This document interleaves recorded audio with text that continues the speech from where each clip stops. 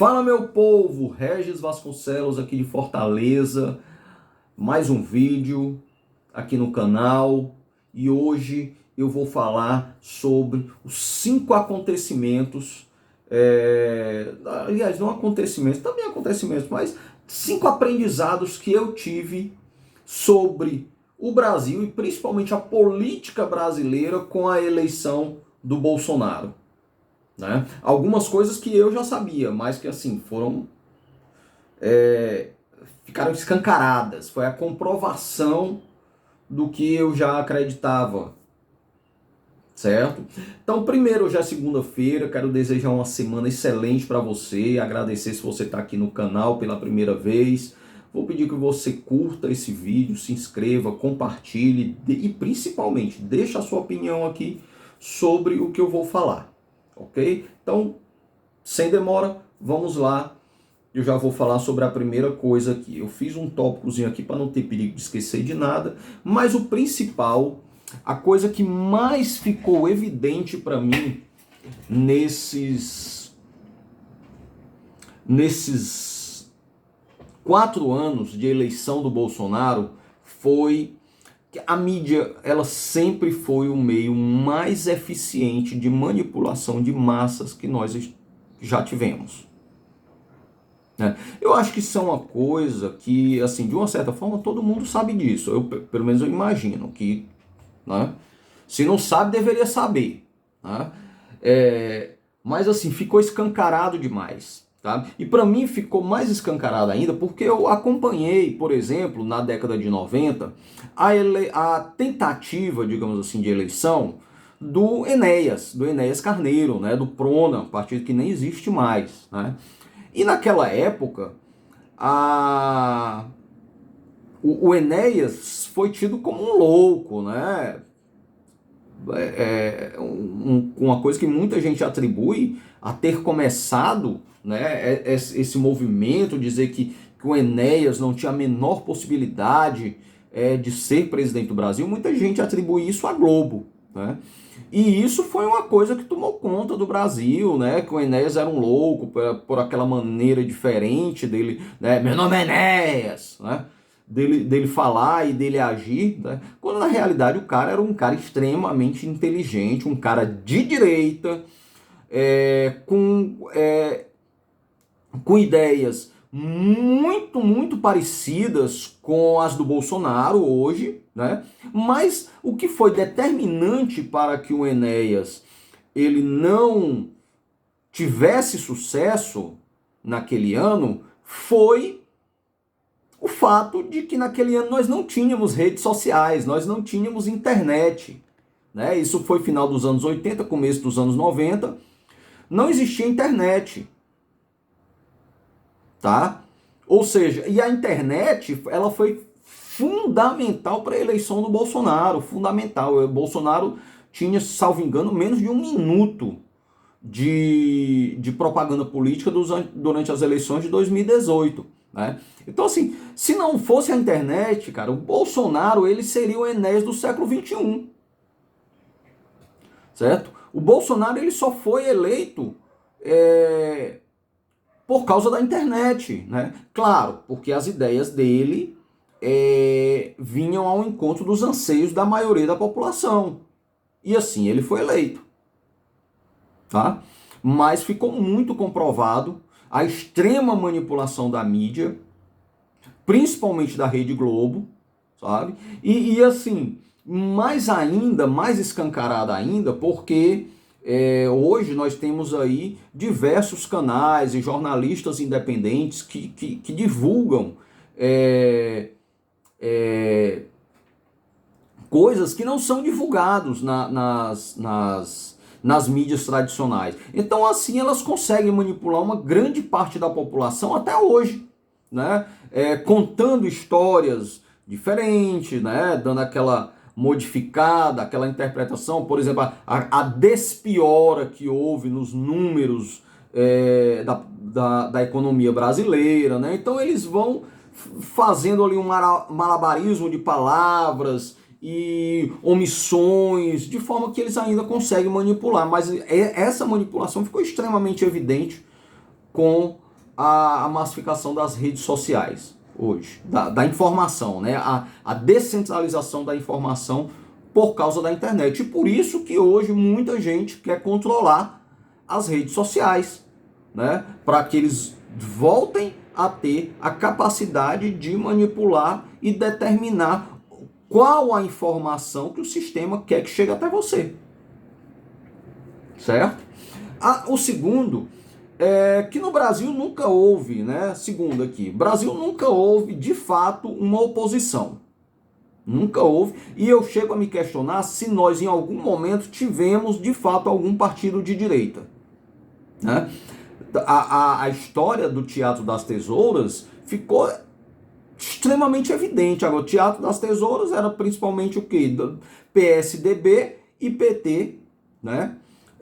Se fazendo de oposição, mas na realidade ali o objetivo era se alternarem no poder, né? Os dois, na realidade, são a mesma coisa, né? PSDB até no próprio nome diz, ele não é um partido de direita, ele é um social-democrata, né? Ele é um partido de esquerda, centro-esquerda, né? E eu acho que o grande motivo que isso não deu certo e que culminou na eleição do Bolsonaro, né, foi a ideia de que enquanto o PSDB, digamos, ele estaria disposto a alternar esse poder com o PT, né? O PT, o projeto dele é de permanecer eternamente no poder, né? Ele não quer alternar nada com ninguém, né? Ele quer criar ali uma condição de que ele possa se manter no poder para sempre. Para sempre. E eu acho que isso culminou com o impeachment da Dilma, com a prisão do Lula, e aí outras coisas. E aí seria assunto para um outro vídeo, né? Para eu falar sobre a minha visão em relação a isso. Mas eu acho que nunca houve de fato, era apenas um teatro, né?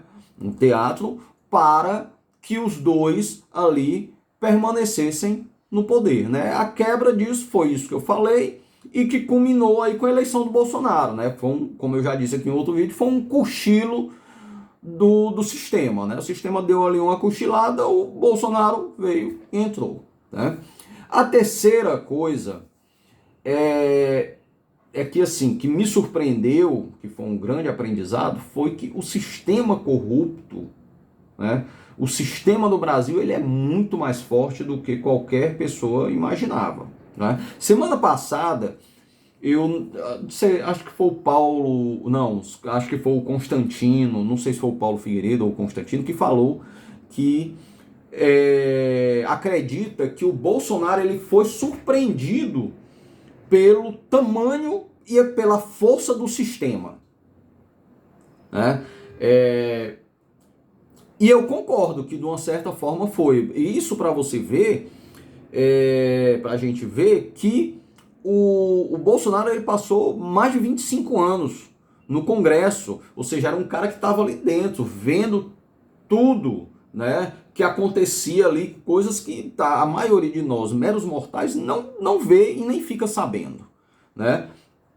E mesmo assim, o sistema surpreendeu com a sua força e com a sua capacidade de agregar e crescer e atingir várias áreas, inclusive dentro do próprio governo, conseguindo sabotar o governo de dentro, né? De dentro para fora, conseguindo dentro do o próprio sistema se infiltrar dentro do governo e sabotar o governo lá de dentro. Então, e aí culminou com tudo isso que a gente está vendo hoje, né? Que aí eu não vou falar aqui, né? Para não ter problema com a plataforma tal, mas com isso que a gente está vendo. Tenho certeza que vocês são inteligentes e conseguem saber o que eu estou falando, né? Então, assim, o sistema corrupto, o sistema ele é muito mais forte do que a gente imaginava, né? Ele é muito mais forte, muito maior do que a gente imaginava, né? Quarto, liberdades individuais. Liberdades individuais, cara, ficou muito evidente para mim que liberdades individuais elas são uma mera concessão do Estado. Elas são uma mera concessão do Estado. Com certeza você já ouviu falar naquela história de meu corpo, minhas regras. Meu corpo, minhas regras, uma coisa que ficou muito, um termo que ficou muito, uma frase que ficou muito evidente com a galera da esquerda, né? Principalmente ali com as feministas, né? Lutando pelo direito ao, digamos assim, ao interromper a gravidez, tá? O direito delas ao interromper a gravidez. Meu corpo, minhas regras. E isso foi fortemente defendido pelos partidos de esquerda quando eram as pautas que interessavam a eles, né? Dar um empoderamento feminino, né? Para que a mulher fosse o que ela quiser, estivesse onde ela quiser, com quem ela quiser e decidisse sobre o próprio corpo, né? Então isso foi defendido pela esquerda no momento que esse discurso era conveniente para eles, né? No entanto, nós vimos agora durante esse período lá onde todo mundo ficou enfurnado, trancado dentro de casa por causa daquela praguinha chinesa, né? Que essa regra não valeria, por exemplo, para as picadinhas, né? Todo mundo foi obrigado a tomar a picadinha, né? Quer dizer, onde está o meu corpo, minhas regras? Né? Cadê o meu direito de escolha sobre o meu corpo? Eu não tive. Né? Eu não tive, como várias pessoas, funcionários públicos, então nem se fala. Sabe, eu digo porque eu tenho na minha família vários funcionários públicos, com muitos que foram obrigados a tomar a picadinha. Certo? Então, assim, cadê o direito? Né? E assim, e esse direito, né, que é um direito constitucional, né, sobre a sua liberdade de escolha, né, ele foi relativizado.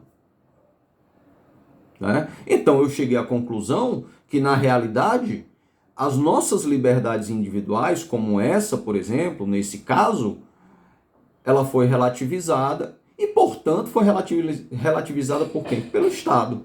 Portanto, a nossa liberdade de escolha... Ah, meu pai do céu. Estão ouvindo, né? Eu vou tentar fechar aqui para diminuir um pouco.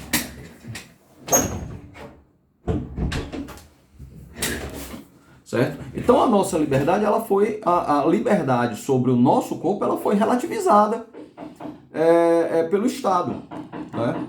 Então quebrou até meu raciocínio aqui, né? Então do mesmo jeito que foi feito em relação a isso, pode ser feito em relação a outras coisas, como aliás tem sido feito, tá? E a última coisa é que Constituição Federal, isso é o quinto, tá? Constituição Federal, ela é meramente uma carta de boas intenções, tá? E que a democracia, ela só existe quando nós temos homens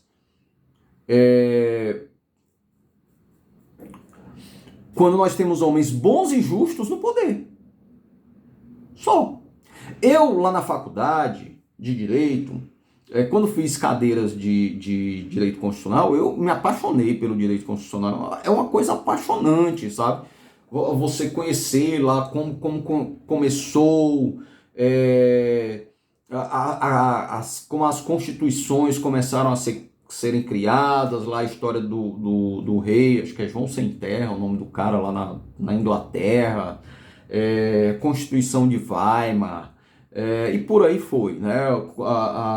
A, a Constituição americana, né? Sobre a questão da liberdade, muito forte, tal. Isso é uma coisa apaixonante, tá entendendo? E é uma coisa que você fica assim até é tão apaixonante que às vezes eu tinha a impressão, chegava a pensar assim, cara, isso parece uma coisa divina, né? E o povo falando das cláusulas pétreas, né? Que aquilo, muita gente até fala que cláusulas pétreas, né? Elas elas nunca podem ser diminuídas, né? As cláusulas pétreas elas podem ser aumentadas para serem expandidas, mas nunca retiradas ou suprimidas, né? Parece uma coisa assim divina, né? Inclusive muitos juristas, né, que chegam a dizer que as cláusulas pétreas, mesmo com a criação de uma nova Constituição, elas não podem ser retiradas, ou suprimidas, ou diminuídas, ou seja lá o que for. Certo? Então, quer dizer, é um negócio muito bonito. Porém, na prática, o que a gente está vendo hoje, com os absurdos que a gente vê hoje, né? Com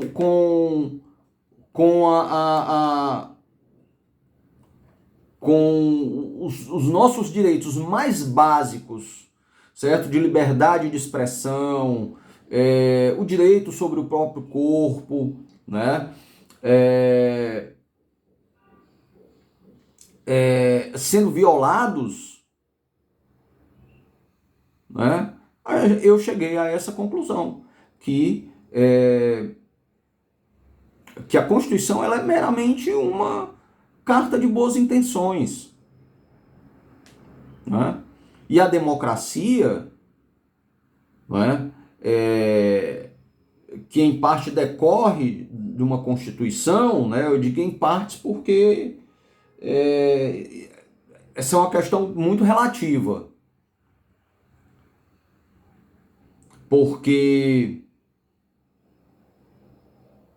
dependendo da Constituição, dependendo do lugar onde ela foi criada e a forma com que foi criada, ela pode não ser tão democrática. Afinal de contas, o que é que eu estou querendo dizer? A gente vê aí países que Venezuela tem uma Constituição, né? A Bolívia tem uma Constituição. E a galera que está lá no poder, eles dizem defender a Constituição e a democracia, né? Eu nunca vi um ditador abrir a boca e dizer que não está fazendo o que faz para defender a democracia. Todos eles defendem a democracia. É o que está acontecendo agora no Brasil, né? O que está sendo feito no Brasil está violando direitos básicos com a desculpa de que é para defender a democracia, né? O que está sendo feito, o povo reivindicando direitos, né? Direito de se manifestar, né? Direito de ter a soberania popular respeitada, está sendo considerado antidemocrático, atos antidemocráticos, e tem gente sendo presa por causa disso, né? Então foram essas as 5 conclusões que eu cheguei sobre o Brasil e sobre a política brasileira. Tá? Espero que todos tenham entendido, que eu tenha me feito ser claro, né? E é isso. Se você gostou, novamente, curte, se inscreve, compartilha.